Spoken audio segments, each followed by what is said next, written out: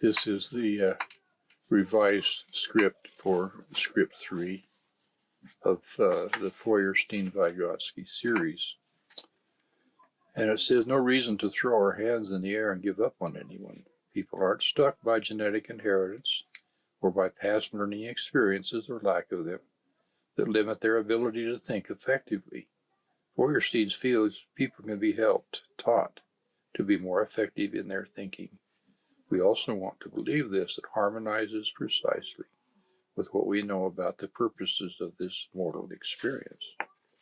Acquiring cultural elements that scaffold our ability to think in certain standard ways develops the capacity, that can be built into the human mortal soul. The brain complex is a major purpose for our presence here. But studies show that most adults, 70% in some surveys, don't routinely use the upper levels of cognitive, that is, thinking ability, of which the mature human brain is capable. We've already presented the principle that a fully articulated human mind is a joint venture project between the learner and their environment. Now we can begin to see more clearly why some elements of these domains describe our real world in the way they do. We can also see why we need aspects of all the domains in order to describe clearly the process of designing an effective spiritual educational intervention targeted toward one person in a dyadic interaction and an effective environment. But remember, according to Fisher, most adults, 70% in some surveys, don't routinely use the upper levels of cognitive thinking.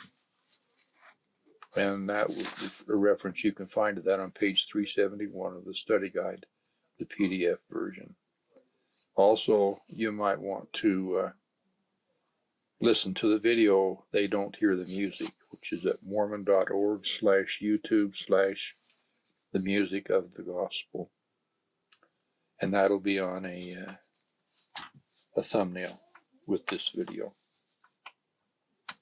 Let's try to start getting our minds around the implications of some things we've learned about.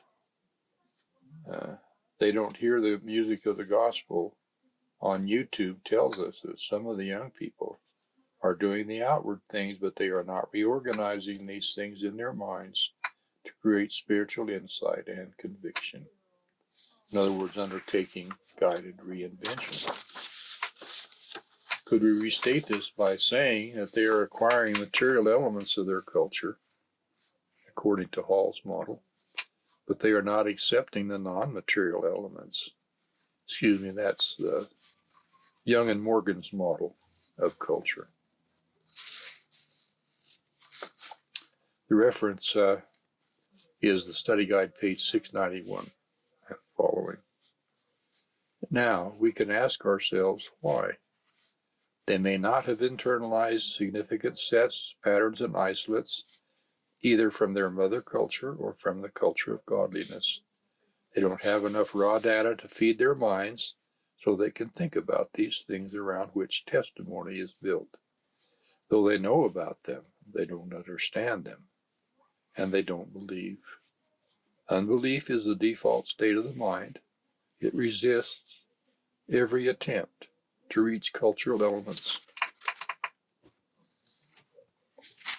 Unbelief is the default state of mind. It resists, remember ZPD, every attempt to teach cultural elements like sets, patterns, and isolates of the culture of godliness. They may not have the thinking toolkits established in their minds they need to process raw data into meaningful, actionable processes and insights. This is where MLE, guided targeted intervention, is needed. And we will be redefining MLE to bring it into a little closer to what we do, rather than leave it with Feuerstein's model. I feel like ours is far more soft, sympathetic, Christ-like.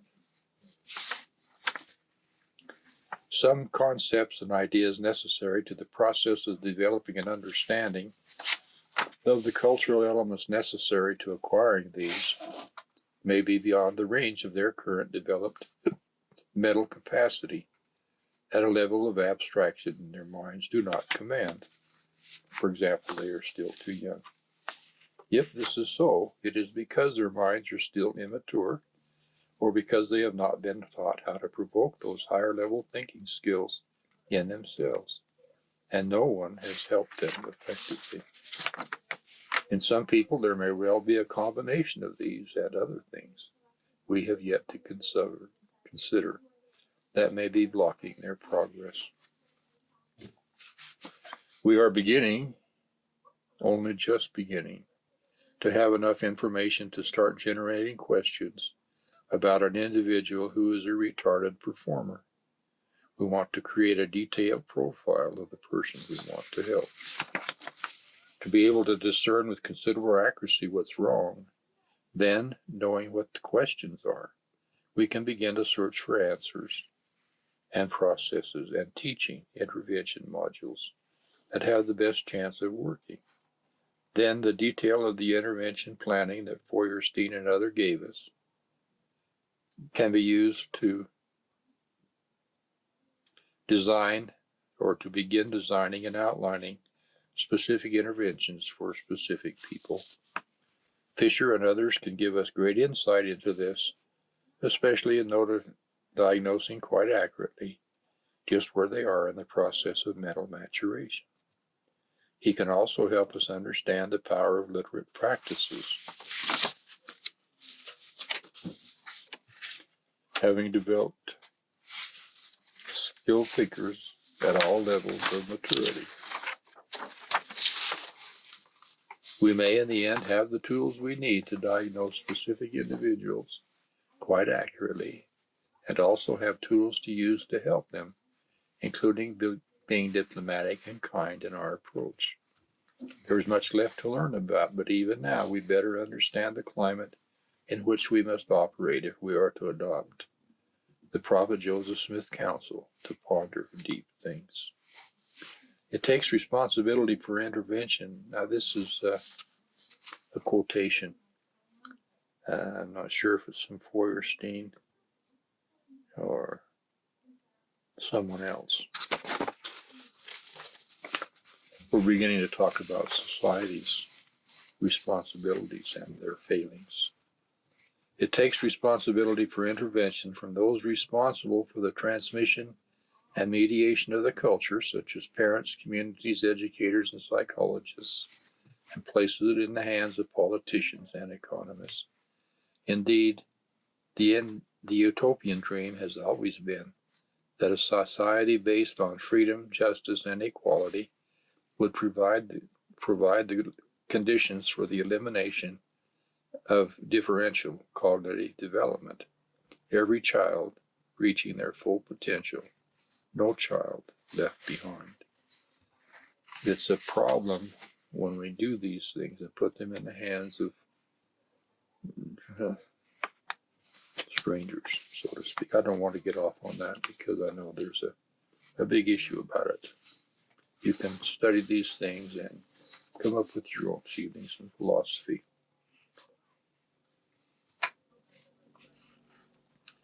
Having the vision we do of what a godlike society can be, and we aren't inventing out of whole cloth here. We have some very good ideas. We have examples. The Nephites, Enoch, Melchizedek, where whole societies were raised to the level of the culture of godliness, not just isolated individuals or bodies of saints, but whole societies.